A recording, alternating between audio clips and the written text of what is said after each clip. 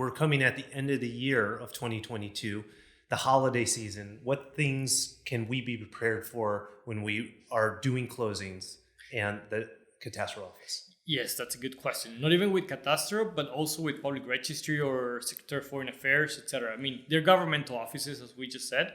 So that means that they have a vacation period. So something that I've been telling my clients for the past 2 weeks is that do not take in consideration the 2 last weeks of December and the first week of January. I mean, 3 weeks are just lost. 3 weeks are lost, pretty much. I mean, we can do soft closings and stuff like that, but I mean, when it comes to actual closings, the governmental offices are going to be closed. So if we do not get a document in time before December 15th, we're not going to get it until the first week of January. Welcome to the Nick Fong Podcast. As the broker and owner of Ronival Real Estate, Nick has spent nearly 20 years in Baja California, sir. And in this podcast, he'll be talking everything Baja, from food and culture to real estate and property management. And now, here's your host, Nick Fong.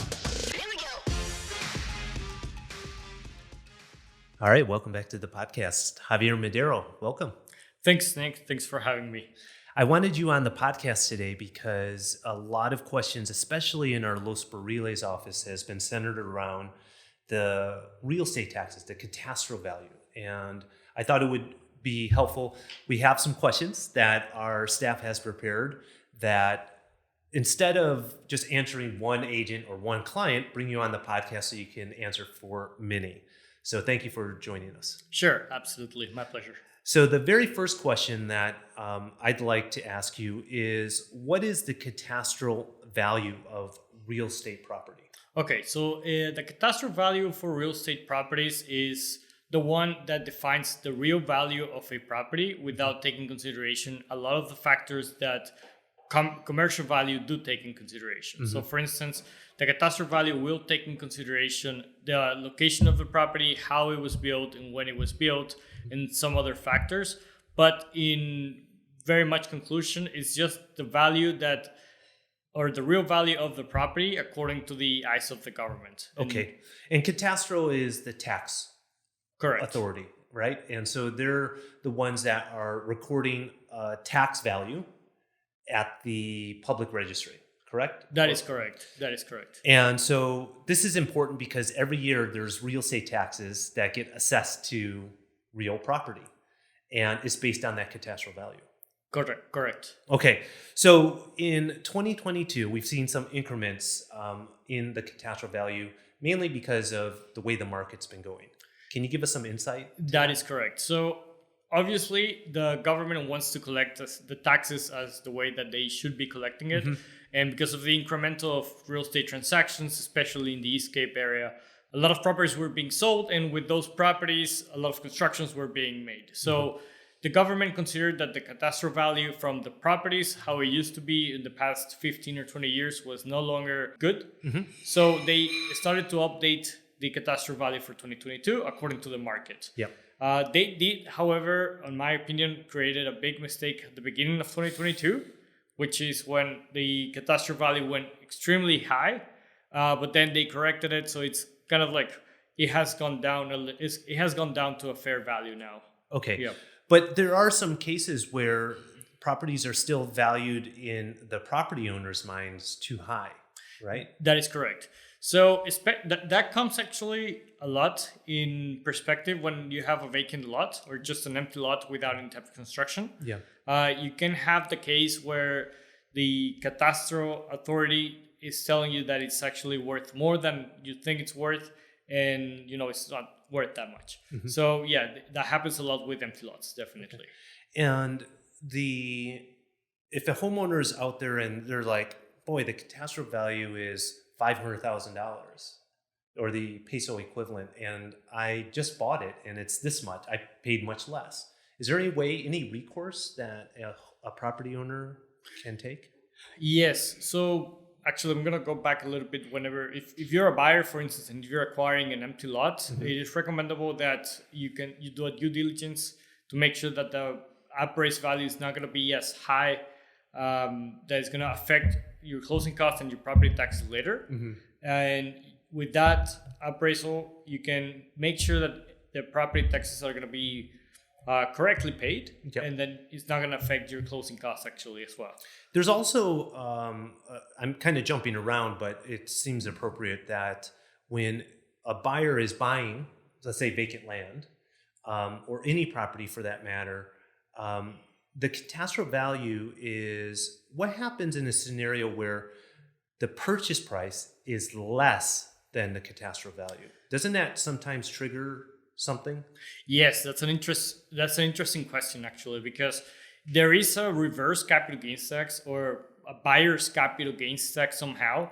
Because imagine if you're acquiring a property for $100,000 and the appraised value is $150,000. So technically, and at the eyes of the government, you're making money by the acquisition of that property, even though you're not. So because you're technically making money out of that purchase, and you're making $50,000, you gotta pay taxes on that gain of $50,000, even though you're buying. And what's that tax rate? So if the appraised value goes higher than 10% of the purchase price, the tax to be paid is 20% of the amount that is obtained from the purchase price and the appraised value. Okay, so in your example, if I'm buying a property for $100,000, the catastral, the tax value is $150,000. That's 50% more. So it triggers reverse capital gains tax. Right. And that $50,000 difference is taxed at 20%. That is correct. So 20% of $50,000 is $10,000. $1,000. $10,000. $10,000. Yeah, Yeah, so exactly. $10,000 the buyer would have to pay in reverse capital gains tax at the day of closing. That is correct. And that's what the notary is collecting. That is correct. On behalf of the government. Right. The notary does collect that tax. Exactly. So the solution, or to avoid those type of surprises, is to have a due diligence on the property that a buyer is trying to acquire and obtain a pre-appraisal, if you want to call it like that, to make sure that the catastrophe value is not going to come back later and modify your closing costs. How long does that process take to do kind of a pre-appraisal, and what is the cost of something like that? Okay, so it typically doesn't cost that much. It can go from $100 to $200, and it takes about 10 days at the most. So, for instance, in most offers that I've seen, people tend to put a 10-day due diligence. So during that 10 due diligence period, buyers should be able to see if there will be a catastrophe issue or a catastrophe value issue later on. Okay. And how is you mentioned the catastrophe value is determined by the government, right? The catastrophe office is determining that value. Can you give us a little bit more like examples? Are they pulling comps, like comparable sales, much like we do as real estate agents? They actually did that at the beginning of 2022. They started to compare the purchase prices of certain areas. And what surveyors used to do, that they used to attach offers or even contracts of sales, so the catastrophe officers could see how much they were selling for. Right. That actually with the objective of not obtaining a very high catastrophe value, so the government could see that they were putting a correct price or a correct value on their appraisals according to the purchase price. Okay. Now, the catastrophe value is determined with an appraisal, which is actually something that I get asked a lot. Why do people need appraisals if you're not buying through a financial institution, right? So the appraisal is precisely for that. So the government makes sure that people pay their taxes correctly, either the buyer or the seller. So if the appraised value comes higher, as we just mentioned, the acquisition tax and the reverse capital gains tax will be triggered. So the catastrophe value is determined according to the appraised value. Hey, thanks for being a part of the Nick Fong Podcast. Make sure to subscribe to the podcast to get the latest updates. And if you're watching this on our social channels, please like and share. And if you want to be featured, or you want me to talk on a certain topic, food, activities, culture, real estate in the Baja, drop a comment.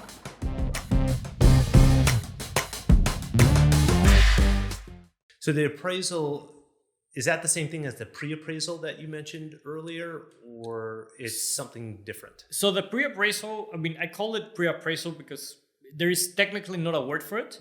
But you can always ask a surveyor or actually an official surveyor to tell you how much a certain value will come up with. So that's why I call it a pre-appraisal. But the appraisal itself, it's a survey made by an official surveyor, as redundant as it sounds, to determine the value of the property. Okay, and that 10 days usually is enough time. For the pre-appraisal that I just called, yes, 10 days should be enough. And for a full-on? For a real appraisal, that depends. It can go from 2 weeks to 3 weeks. Okay. Delays? Yes, we actually, when we had all of this transition in the beginning of 22 with the new Catastro values, that's where we were having a lot of these delays with Catastro, because the Catastro was updating the values of the property, so every appraisal was taking a very long time, especially for the East Cape area, as you just said at the beginning. So a lot of the East Cape is governed by the La Paz municipality, correct? And then there's the Los Cabos municipality. Does each municipality have their own cadastral office? That is correct. So Catastro depends entirely of the municipality or in the head of the municipality of each county, if you want to call it like that. Right. So La Paz has a Catastro office, Los Cabos has a Catastro office, and each one of them has their own director. So it depends somehow with the way of thinking of each director, but on my experience, they think very much alike. I mean, at the end of the day, they're governmental officials. So the directors, just like the politicians' elections, is that also the director of the cadastral office gets elected or appointed by the governor? Or they get appointed actually by the county officer, municipality, presidente municipal, municipal president. Yep. Would that be like the equivalent of like a mayor, kind of? Yeah, it's the equivalent of a mayor. Correct. Okay. That's the word that I was looking for. Actually. And does that director leave when that mayor leave office also? They typically do, but sometimes they stay. I mean, it's a coin toss. Okay. And are these offices typical government offices? They're open during business hours and closed on holidays? That is correct. Typical business or typical governmental offices where they open at 8, they close at 2 or 3.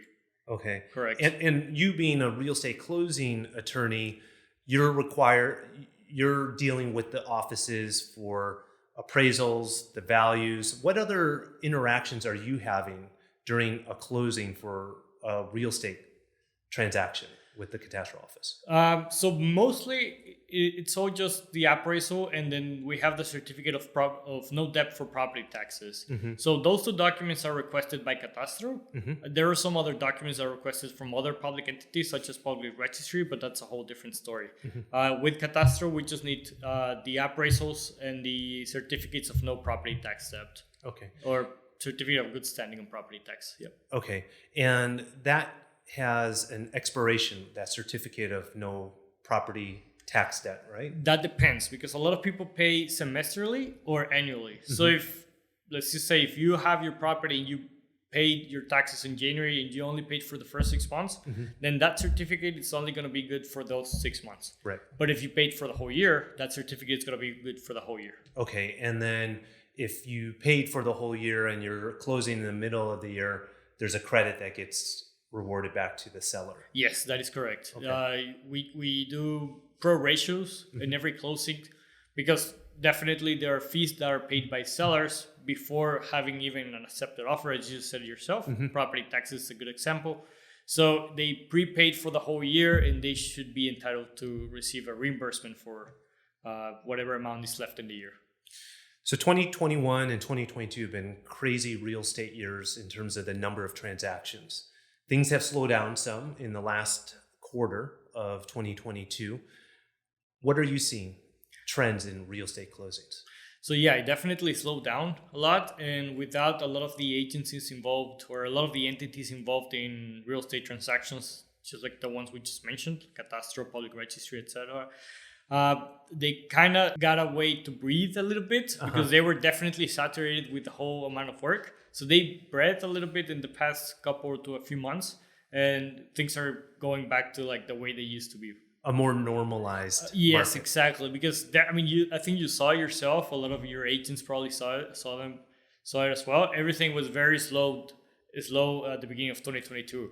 Right now, everything is moving along a little bit faster. Okay, fantastic. And we're coming at the end of the year of 2022. the holiday season, what things can we be prepared for when we are doing closings and the Catastro office? Yes, that's a good question. Not even with Catastro, but also with Public Registry or Secretary of Foreign Affairs, etc. I mean, they're governmental offices, as we just said. So that means that they have a vacation period. So something that I've been telling my clients for the past 2 weeks is that do not take in consideration the 2 last weeks of December and the first week of January. I mean, 3 weeks are just lost. 3 weeks are lost, pretty much. I mean, we can do soft closings and stuff like that, but I mean, when it comes to actual closings, the governmental offices are going to be closed. So if we do not get a document in time before December 15th, we're not going to get it until the first week of January. You mentioned soft closing, and we've talked about this ad nauseum, but for those, it's worth mentioning. What is a soft closing? So a soft closing is a private agreement between seller and buyer, where certain conditions are established in this contract. So the buyer can take possession of a property in exchange of releasing the vast majority of the funds in escrow. I typically request that buyers put 100% of the money in escrow and that both parties give the closing agency a power of attorney so we can complete the transaction when the time comes. But basically, it's just an agreement to grant possession in exchange of the vast majority of the money in escrow. Okay. And why would you do a soft closing? Most people that request a soft closing is so they can take possession without having to wait for the whole closing process. So for instance, if you're dealing with a very slow bank, that you know that the closing process is going to take about 6 months or 8 months or whatever, people would just like to skip ahead a little bit or somehow of the process so they can get possession before. And of course, the seller would get the vast majority of the money without having to wait 6 or 8 months. What percentage of your transactions have been a soft closing? So actually, at the beginning of 2022, because of the delays that we were just talking about, back then we were having 30 or 35% of my transactions going through soft closings, and right now they had that number has been reduced to like 10% or 7%, not that much. Okay, fantastic. Javier, have we missed anything that you'd like to talk about? I don't think so. All right. No. Well, thank you for sharing with our viewers and listeners. What is the Catastro office? What is Catastro value? Why it's important? And everyone, if new topics come up or changes in the real estate law, we're looking at Javier Madero. He does a number of our real estate closings, and you always provide great service to our clients. Thank you. Absolutely. My pleasure. All right. And until the next one, bye for now. Thank you. Good. All right. Good. Yeah. Good job. Towards the end, it was like just talking like yeah, exactly. easy. Yeah. Not like what did we write down? Right.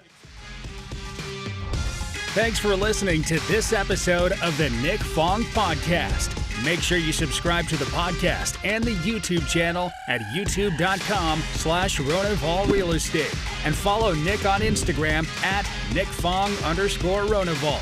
Ready to find your Baja dream home? Check out the latest property listings at Ronival.com or findmexicohouses.com. Hasta luego.